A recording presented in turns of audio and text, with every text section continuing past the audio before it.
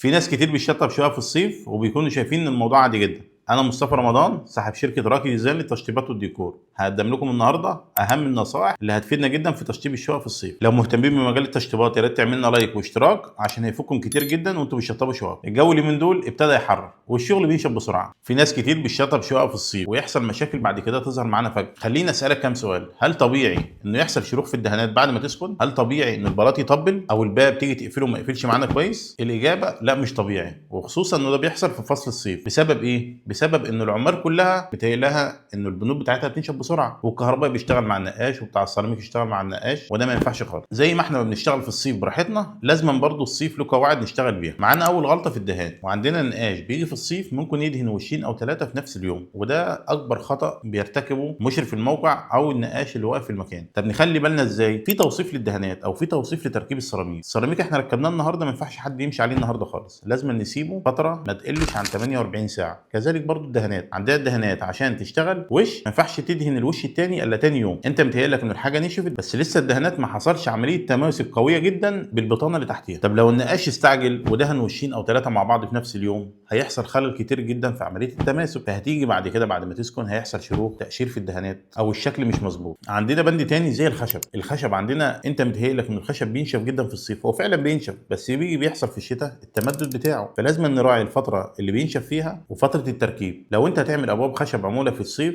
لازم تراعي عمليه التمدد اللي بتحصل معانا في الشتاء، علشان بتيجي في الشتاء بعد كده بتلاقي ان الباب بيحك في الحلق وما بيقفلش كويس. عندنا السيراميك في فصل الشتاء هو ان احنا مش بنركب بلاطات وبنعد بلاطات على الارض وخلاص، لازم نراعي عوامل التمدد زي الكليبسات والصلايد او الخامات اللي انت استخدمتها مش مناسبه لعمليه التركيب. بعد فتره بتحصل مشاكل في التركيب، زي ان البلاط عندنا وانت بتيجي تمشي عليه بتلاقيه طبل او حصل طقطقه فيه، مع الوقت هتلاقي البلاط بتاعك خلع من على الارض. معانا برضو من ضمن الغلطات زي تركيب الاجهزه والتكييفات. لو الفني جربهم قدامك في عز الصيف لازم تصبر عليه وقت كويس، ساعه او اتنين او ثلاثه، لحد ما التكييفات ما تاخد راحتها. في الحاله دي الفني بيكون مستعجل وبيقول لك انا عندي اوردرات كتير عايز استلمها، فما تمضيش على ايصال الاستلام غير لما تعرف ان الاجهزه بتاعتك شغاله بالقدره بتاعتها الكافيه. في الصيف الشغل بيكون مرهق والكل عايز يخلص بسرعه. في حاجات لازم ناخد بالنا منها جدا واحنا شغالين، ما نستعجلش في اي بند واحنا شغالين فيه، لازم ندي لكل بند كفايته ونراجع على كل حاجه ونستلمها كويس ومظبوط. المشكله مش انك انت تشطب في الصيف او الشتاء، المشكله انك انت تدي لكل بند حقه وتشتغل مع الفني او مع المكتب المظبوط اللي يطلع لك الجوده النتيجه صح. لو اشتغلت صح صدقني هتعيش مرتاح سنين، لكن لو استعجلت هتشوف المشاكل تظهر معاك واحده ورا واحده. حبيت اجمع لكم الخلاصه كلها في الفيديو ده. الفيديو كده معانا خلص، ما تنسوش تعملوا لايك واشتراك عشان الفيديو يوصل لغير. لو محتاجين اي نصايح في التشطيبات او استفسارات سيبوها لنا في الكومنتات وهنرد عليكم في اسرع وقت.